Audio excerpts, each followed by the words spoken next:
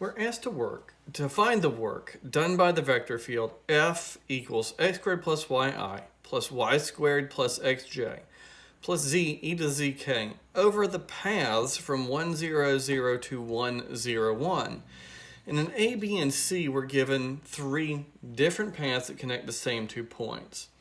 One's a line segment, this one's a helix, and then this is part of the x-axis, a line segment, and then part of a parabola, so we'd have to use additivity. So if we were just going to evaluate this as a line integral through a vector field, we'd have to do 4 different path integrals. The big idea here, though, is that this vector field connects this same 2 points. I'm hoping that this is a conservative vector field. Then the work done by any 2 paths connecting these 2 points will be the same, and I'll just do the problem once using the fundamental theorem of line integrals. So I'm going to start with the component test, because I want to know, before I even get started, whether this vector field is conservative or not. So I need to compare 3 sets of partials.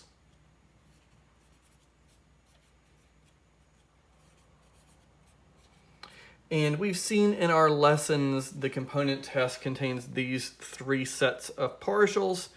And we've seen an argument that really is these are second partials, so these are equal because of Fubini's theorem. And we know there's a theorem that says conservative fields have these properties and fields that have these properties are conservative. But then there's a matter of actually remembering the 3 sets of things. And I just do this. I need to compare m and n. M's the x component, so the other one is a partial with respect to x. N is the y component, so the other one is a partial with respect to y. And that's actually what I do for all of them. That's how I remember the component test. And so I'm going to think about this as just a chart. I'm going to compute 1, 2, 3, 4, 5, 6 partials. And if we get equality in these 3 spots, then I know my field is conservative. The partial of m with respect to y is 1. The partial of n with respect to x is 1. Those are equal, and we've passed the first part of the component test. The partial of m with respect to z is 0. The partial of p with respect to x is also 0. And then finally, the partial of n with respect to z is 0. The partial of p with respect to y is 0. And we've passed the component test. This vector field is conservative. The fundamental theorem of line integrals will apply. And I know that this vector field is a gradient field. There is a function f that satisfies this requirement. So I'm now 100% sure that I can actually go through and find this function f of x, y, z. All right, so that's what we need to do. I need to take this vector field and find a potential function, that function f of x, y, z. All right, so I go through the component test to make sure that I actually can find one. So now let's find one. Well, this tells me that this is a gradient field for some function f, which means this first component is really a partial with respect to x. So I'm going to start with that.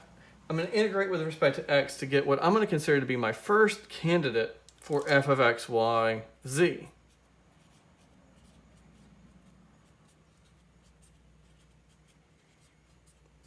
So I integrate with respect to x, and I get this, and this is where, I'd say plus some constant, but I need to remember that this might actually be a function that varies on the other 2 variables, because when I integrate or differentiate now with respect to x, that would be treated like a constant and give me the same partial.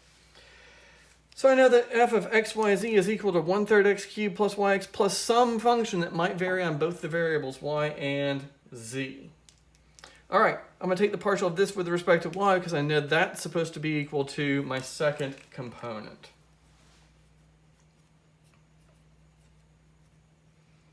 All right, so that disappears and that becomes just x plus, and now I have to take the partial of what g is with respect to y.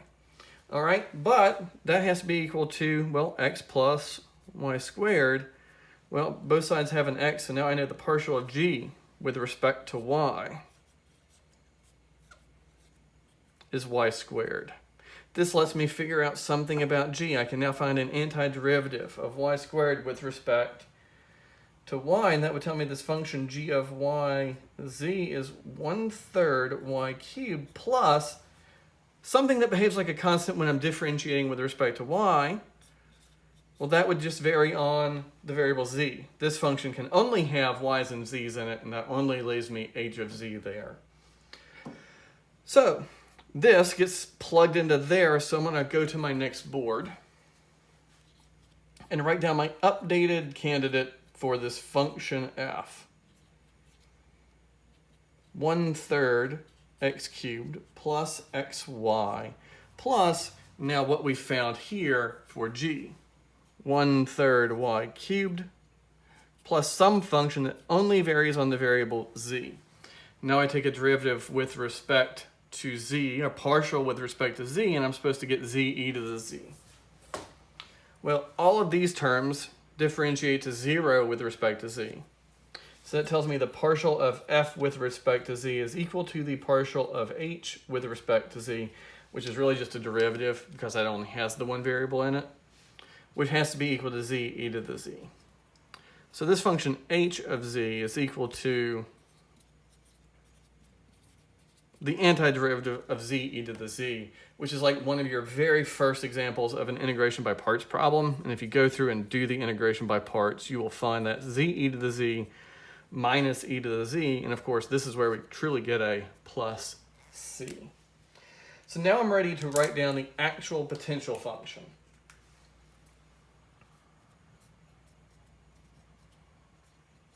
It's all of this plus what h of z is. Now I only need a particular potential function. I don't need to write down every possible one, so I'm not going to write the plus c. I'm just going to let c be 0. There's my potential function. Well, we were actually asked to find work done between 2 points over 3 different kinds of paths, but now I can answer part A, B, and C all together. The work is equal to a path integral that connects these 2 points.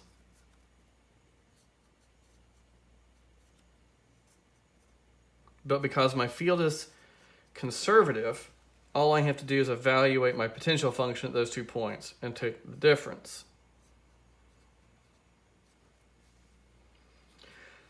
Well, you plug 1, 0, 1 in there and take away what you get when you plug in 1, 0, 0. You can check this, but you're just going to get 1. And there's the answer to our first problem in this problem set. The work done, moving anything between this point to this point, the work done by the vector field is 1, force distance, whatever the units for force and distance are in this problem. So that answers our first question. We have 2 more questions in this problem set. We're asked to evaluate 2 different path integrals. We're asked to evaluate the path integral of xy dy minus x squared y cubed dx, where C is a triangle with the vertices 0, 0, 1, 0, and 1, 2. And then we're asked to evaluate the path integral of y squared dx plus 3xy dy, where C is the boundary of a semi-annular region in the upper half plane between a circle centered at the origin of radius 1 and 2, respectively. Okay, so here's that first path integral. And the region, or excuse me, the path we're asked to consider is the path that has boundary of this triangle.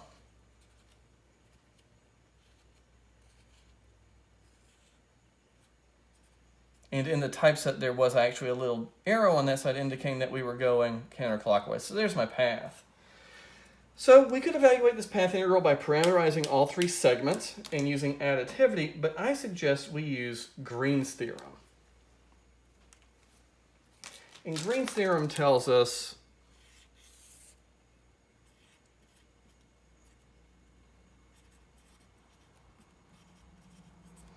that this path integral is equal to this double integral. And here I'm thinking about the normal form of Green's theorem, or its flux form, depending on what you want to call it and what you're trying to calculate. All right, we're just asked to evaluate a path integral, so I'm just going to call this the normal form of Green's theorem. And of course, we're thinking about the vector field being m, comma, n. So I need to find some partials. I need to find the partial of m with respect to x, which would be y. And I need to find the partial of n with respect to y, which would be 3x squared y squared. And now I can set this problem up as a double integral.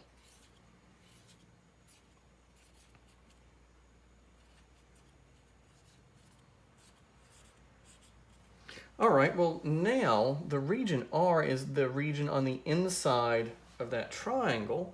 I want to integrate first with respect to x. With respect to y. Drawing that ray in increasing direction of y, I enter at 0 and I exit through that line, which looking at the points we're given has to be the line y equals 2x. And now I need values for x that contain the whole region, and that would be 0 and 1. All right, so now we have a pretty simple double integral to evaluate. First, anti-differentiating with respect to y.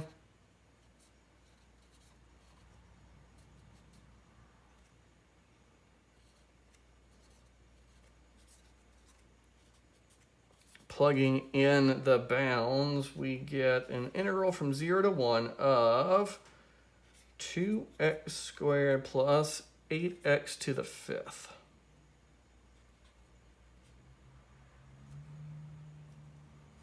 And now we need to integrate with respect to x.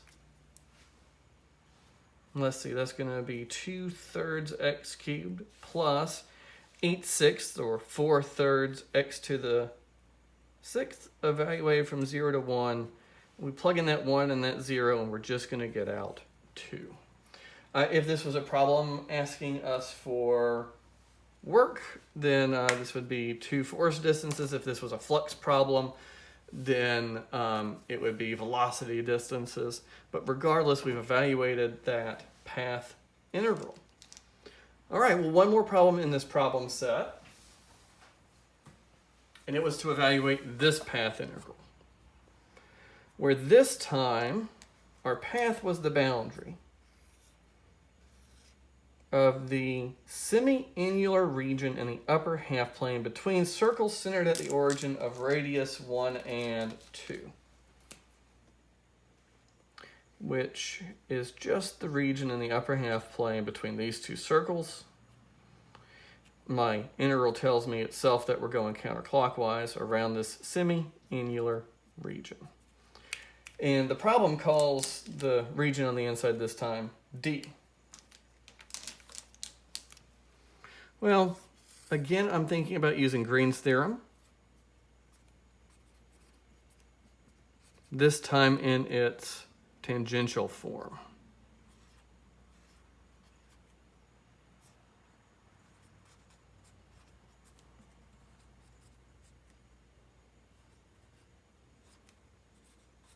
So again, I need to find some partials, thinking of my vector field as m and n. So the partial of n with respect to x would be, well, 3y. The partial of m with respect to y would be 2y. So now again, I'm ready to set this up as a double integral. That difference would just be y dA over this now region D on the inside of my path. And this would be a very challenging problem to work in rectangular coordinates because I can actually identify several different pairs of functions I'd have to consider as tops and bottoms or lefts and rights as I go through it. But fortunately, being a region on the inside of two circles, I think polar coordinates is going to be a nice way to do this problem. That's one of the nice things about being able to write this as a double integral. So y in polar is r sine theta, dA is r dr d theta. In the r direction, I'm bounded between 1 and 2, and theta has to vary from 0 to 1 pi. I'm going to rewrite this as an r squared sine theta dr d theta on the next board and then evaluate.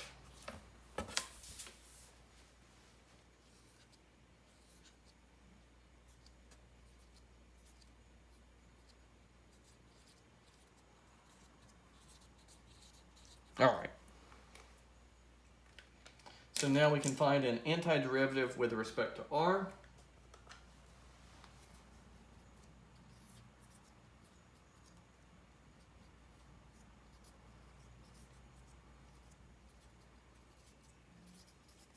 All right, well that's going to be 8/3 minus 1/3 is 7/3.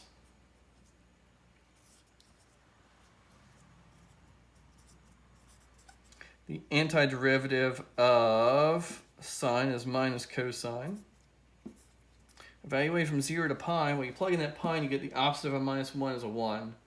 Minus a minus 1, so you get 2 in there, so we just get 14/3. And there we have two applications of Green's theorem.